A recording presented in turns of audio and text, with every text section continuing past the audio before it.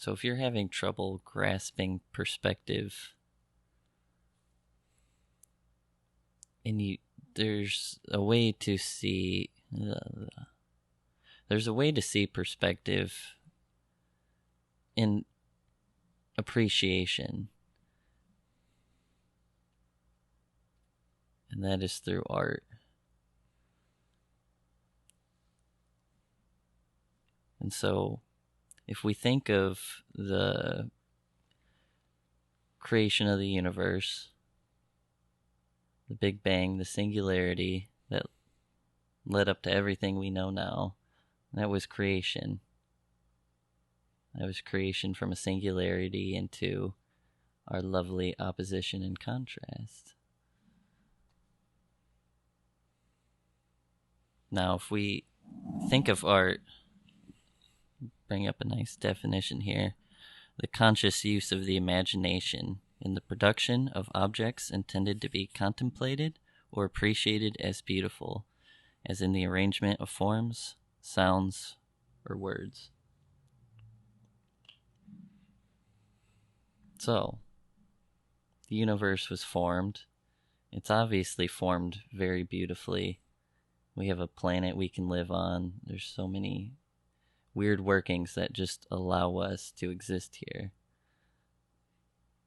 So I would like to say there was some intelligence put behind the universe.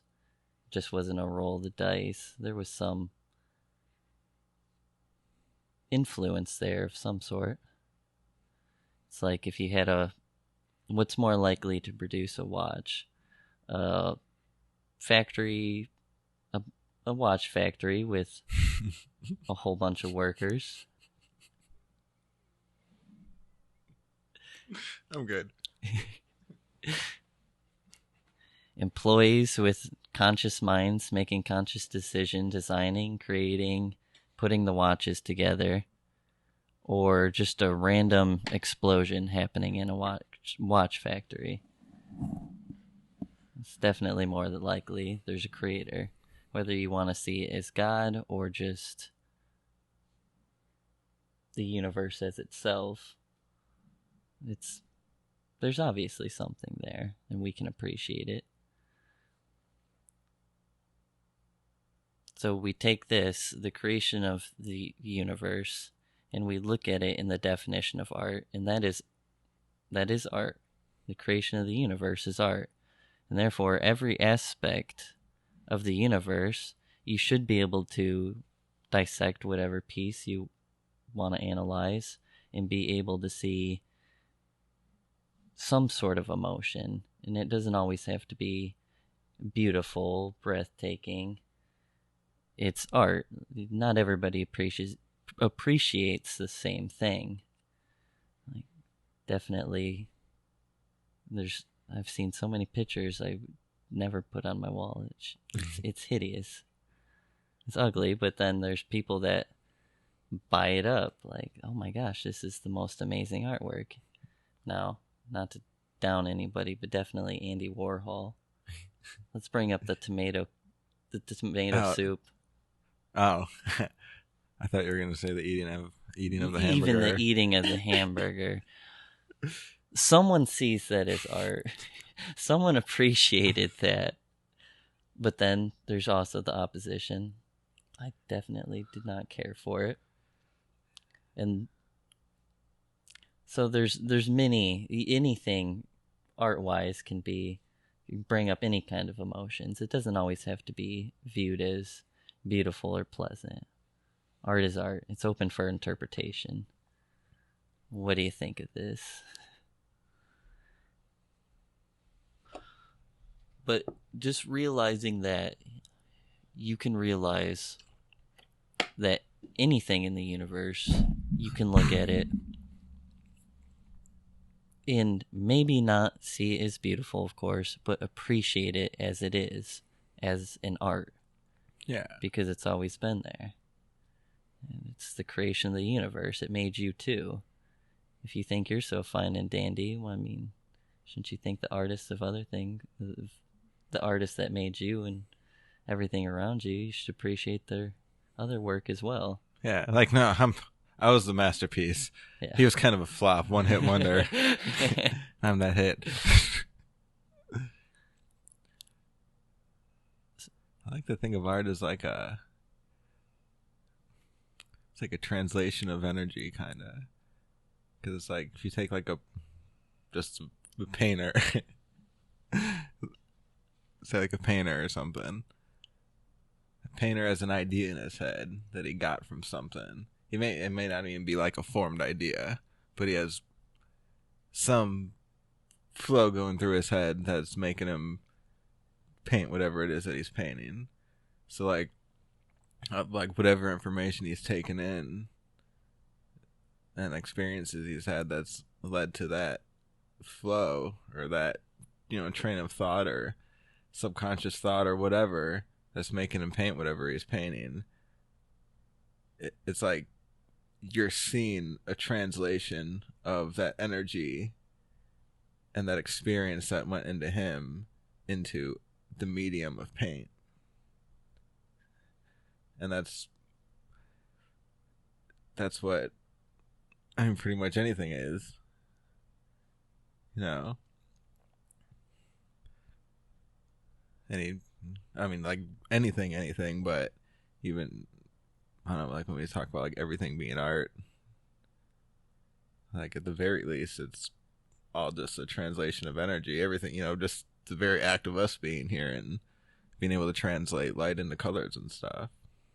That in itself is art. I think one of the key things, like when I think about art, that makes it art is just that it's just for play. Just like we were talking about before, it's just something you can do that you do just for the experience of doing it without having any kind of real objective or rules or anything. It's just you do it because you enjoy that very moment by moment experience of doing it. And like once you take all that back to its extreme, and you could say everything is an expression of the Big Bang, and then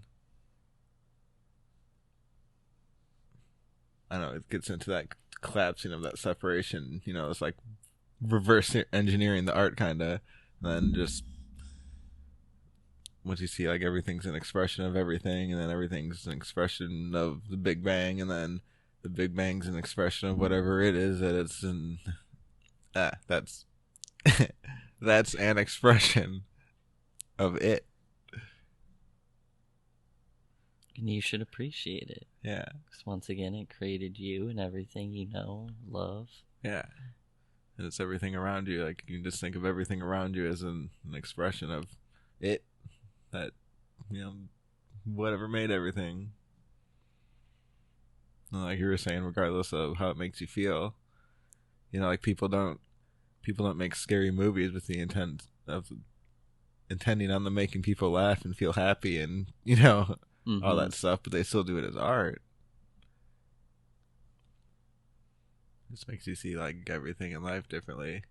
And you just think of it all as that consequence or that expression of everything else.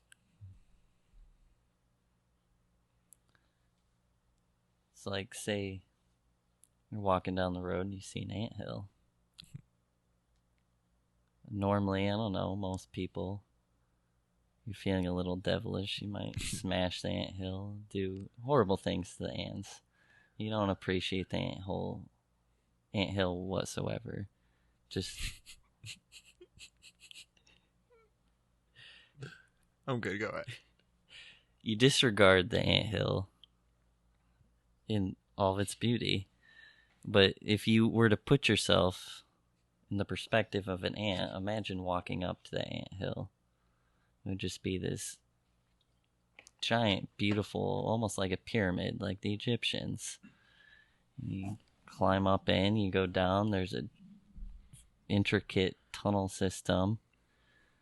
There's different chambers, storing food maybe. I don't exactly know what all entails an ant's life, but Pretty sure they got some special chambers going on. Yeah, yeah, I got something. It's very intricate. I was about to say very complicated for such little bugs. Yeah, and then you even look at the ant society. You got everybody has a part in their culture. You got the worker ants, you digging tunnels. You got the defenders. You got the people going out looking for food. Maybe looking for more places to build a nice new ant hill. And it's just so complex. And it is a beautiful thing. I mean, if you look at it, it's almost like an early human civilization. It's so well put together, but we don't ever take the time to put ourselves in the ant perspective because our ego is always putting ourselves above the ant. The ant doesn't mean anything, it's just an ant. It can't think. Like how I can just step on it and then it's day. But the ants living a pretty cool life, I think. Yeah. A very intricate life. It's very aware of at least what it's supposed to be doing of an ant. Yeah. You know, it doesn't need to be aware of all the stuff we're aware of as a person. It's just not a person. The ant doesn't it's just complain. not a person. It's like we're not aware of stuff that ants are aware of because we're not an ant. We don't need to be. It's doing exactly what it's supposed to be doing as an ant. Just as well, maybe, and probably better than we're doing what we're supposed to be doing as a human. Yeah, so just the ant, that's a good example of just being able to pick things out from a different perspective to see the beauty of it. And then you can even, let's take something more complex. You could think of Field of Flowers. Now, that's very beautiful. That's a lot of artwork comes from interpretations of the flower field. But when you actually look at everything that goes in to the field of flowers, you find out there's so much going on. There's the dirt, all the nutrients it contains, and probably all the animals that made it fertilized dirt, all the little insects and whatever might be crawling around there. You got the sun, you got the rain. Bugs moving, pollen around, Yeah, wind you have blowing. all the bees and butterflies doing all that. And so if you just look at it like that, there's so much that goes into just creating that field of flowers that you might appreciate, but you don't appreciate everything that goes into it. Yeah. You don't look at the dirt and go, oh, that's beautiful dirt. Without the dirt, you couldn't have your beautiful flowers. Right. It's all part of the art process. It's a benefit of, it's like thinking of things in systems and processes instead of just things. You always think like, oh, this, I don't know, anything. Like, this rock is just a rock. This rock is just sitting there being a rock, not doing anything. But, I mean, it's being a rock perfectly fine. And that rock is just as much an expression of the Big Bang as you are as a person. I think we talked about this before, and you used a rock for an example. I love using rocks. Yeah, I could, but not in that way. I like using rocks for examples. Let's be clear. Whew, but anyway, where were we? I got so much to say right now.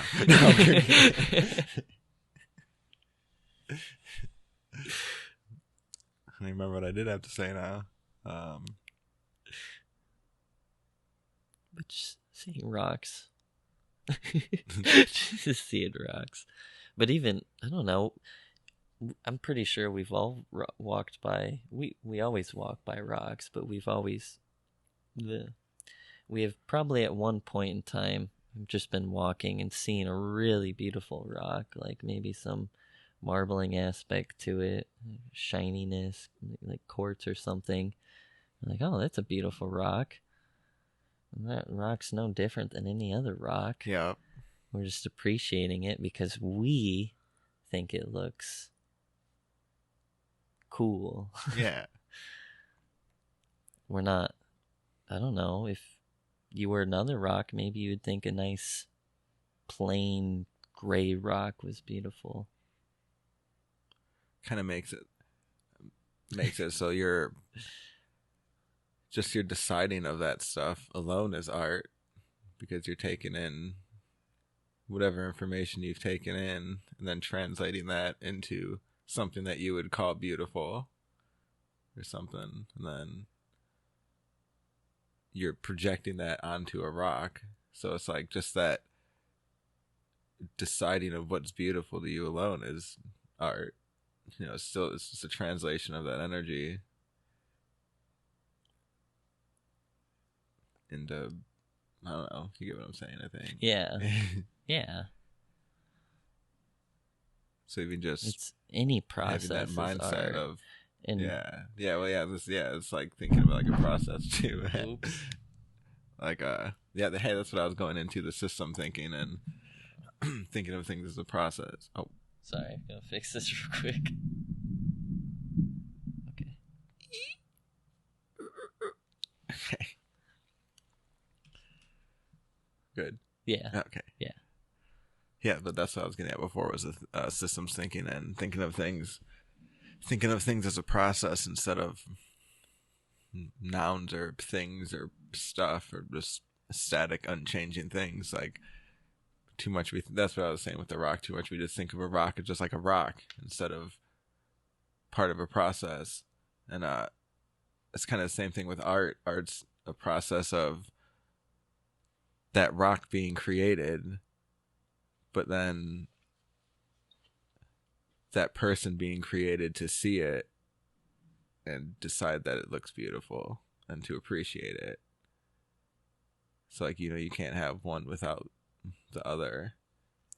You can even just simplify it to say, once again, creation is art, putting it very basic. And so you labeling things in your mind, your ego labeling these things, that is creation in itself. Yeah. You're creating those things just by defining them. So another way put, art is everywhere. You just have to, everywhere you look, literally. You have to perceive it that way, though. You have to really get into it. You got to think about the ant. What's that ant doing? What's his life like? Just get yourself involved. You're feeling frustrated about something, or you don't, any misunderstanding, you don't quite get the grasp. Put yourself in the position and appreciate it as an art. You don't need to like it. Just what emotions does it bring on? What feelings? Does it touch you deep inside? Or do you just want to walk away from it? No wrong answer, but just think about how it makes you feel. Yeah. But as you were saying on emotion being art, like sort of an art of the mind, fits right into, that's what we were talking about with it, with art being expression. And this is the interpretation of experiences and information into some kind of expression, like we were saying with the painter. And he takes in thoughts and information and experiences and translates that into his thoughts or his subconscious thoughts, and then translates that onto a canvas. And sort of the same thing with emotion, where it's just our interpretation of things. It's our interpretation of experiences. It's our interpretation of just all kinds of information we've taken in through our lives, and what we've done with it, and how it's expressed. It's just, art's just basically comes down to experience translated into expression. So even like you were saying earlier, even what we what we would call negative feelings and negative thoughts. It's all art. It's all just beauty for the sake of being art.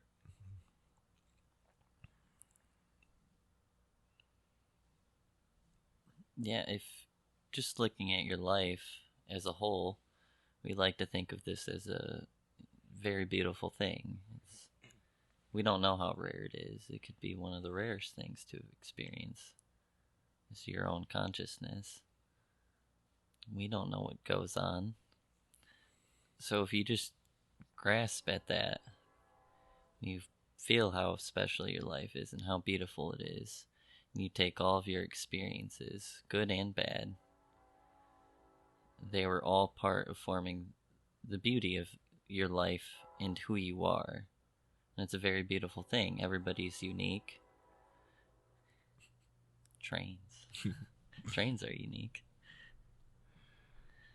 But Can we everybody's. cut a little of the woo woo out of the conversation? No.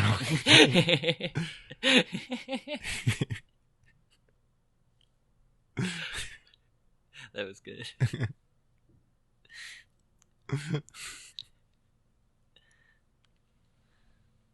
We take all these experiences, good and bad, and it's everything you interpreted to form, once again, who you are today. It was the beauty and creation of you. You can even. Thanks. Yeah, you're welcome. And even just look at how movies are written. Excuse me. So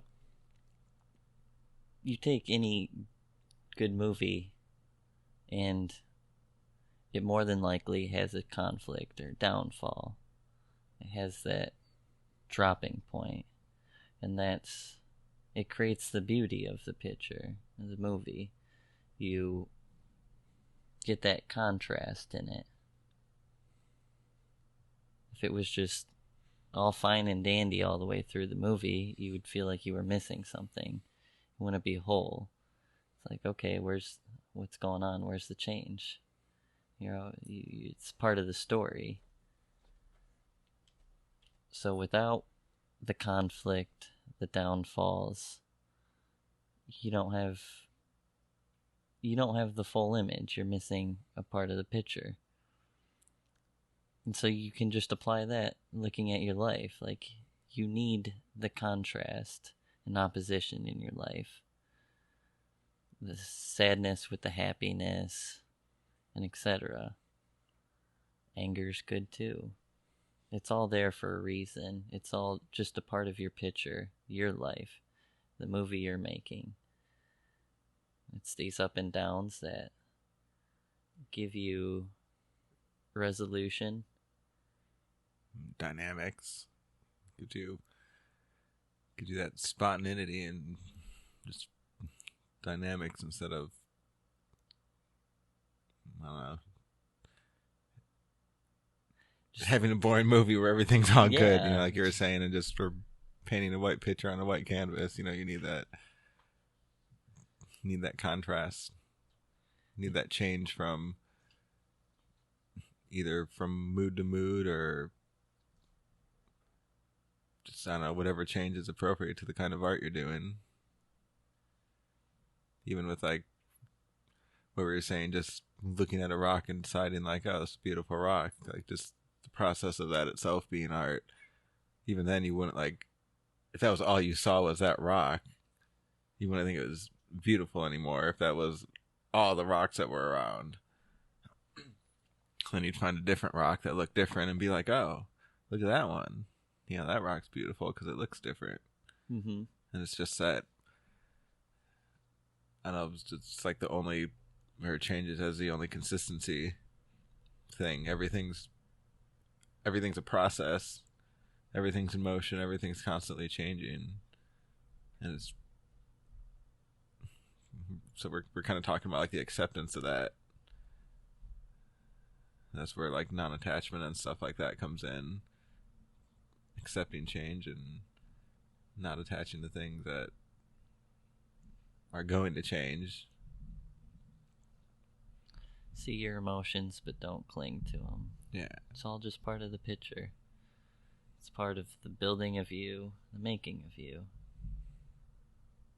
It's all there for a reason. It's just, what do you want out of it? What are you getting out of it? When you see a movie and you see the downfall, you see all that. You're looking at it from the third person perspective. You see everything that's going on, the antagonist's thoughts, the protagonist. I mean, depending on the movie, but you're seeing everything come together, and you can make the same resolution that the character in the movie did. It's, you just connect the dots so much easier when you're looking at it from the third person perspective. Right. Instead of being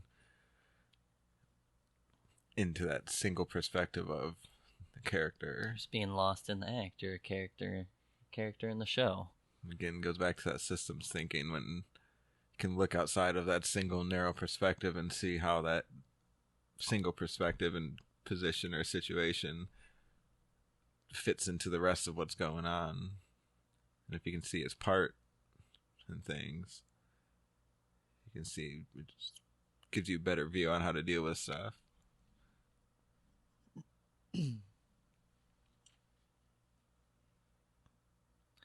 Witness what you're doing.